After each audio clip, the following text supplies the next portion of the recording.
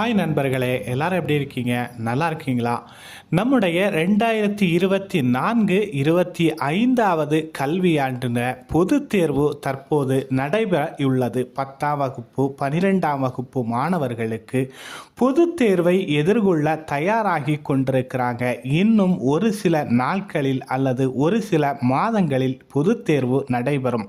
So இது நாள் வரை நடந்த பொதுத் தேர்வை விடவும் இந்த முறை நடக்கக்கூடிய அந்த பொதுத் தேர்வில் ஒரு சில மாற்றங்களை நம்முடைய பள்ளி கல்வித்துறை அறிமுகப்படுத்தியுள்ளது. அது என்ன மாற்றம், எப்படிப்பட்ட மாற்றம் அப்படிங்கிறதான் நம்முடைய சேனலில் இன்னைக்கு பார்க்க போகிறோம். ஸோ இந்த மாற்றத்தை தெரிகிறதுக்கு முன்னாடி நம்முடைய சேனலை சப்ஸ்கிரைப் பண்ணாத பல நபர்கள் சப்ஸ்கிரைப் பண்ணுங்கள், உங்களுடைய ஆதரவுகளை தாருங்கள். நம்முடைய பொதுத் தேர்வு தொடர்பான பல்வேறு அப்டேட்டுகளை நம்முடைய சேனலில் தொடர்ச்சியாக வழங்கிட்டு வர்றோம்.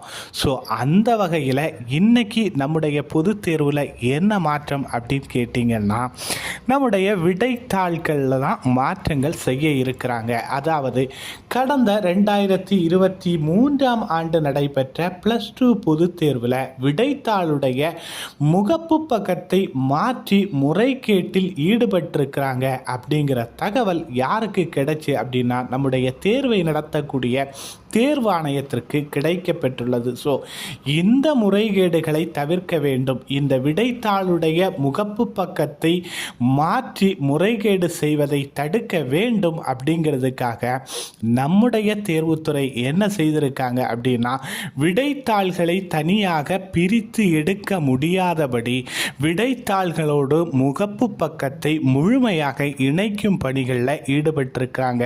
இன்னும் சொல்ல போனால் இந்த விடைத்தாள்களுடன் முகப்பு பக்கத்தை இணைக்கும் பணியை யார் செய்வாங்க அப்படின்னு கேட்டால், அந்தந்த பள்ளிகளுடைய தலைமை ஆசிரியர் தான் இந்த பணியை இது நாள் வரை மேற்கொண்டிருந்தார்கள். ஆனால் இப்போது என்ன அப்படின்னு கேட்டால், நம்முடைய தேர்வு ஆணையமே நேரடியாக அந்தந்த மாவட்டங்களில் களம் அமைத்து இந்த விடைத்தாள்களும் முகப்பு பக்கத்தையும் பிரித்தெடுக்க முடியாத அளவிற்கு முழுமையாக விடைத்தாள்களோடு இணைக்கும் பணியை மேற்கொண்டிருக்கிறாங்க.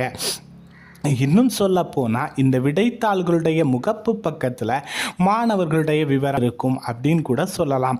ஒருவேளை இந்த விடைத்தாளுடைய முகப்பு பக்கம் கிழிந்திருந்தாலோ அல்லது சேதமாகி இருந்தாலோ அந்த விடைத்தாள்கள் செல்லாது அப்படின்னு கூட தேர்வாணையம் அறிவித்திருக்கு. ஸோ இதனால் இந்த விடைத்தாள்கள் முகப்பு பக்கம் இணைப்பு, முழுமையாக இணைப்பு அப்படிங்கிறது மாணவர்களுக்கு நல்ல ஒரு செய்தியாக இருக்கும் அப்படின்னு சொல்லி நாம் நம்புகிறோம்.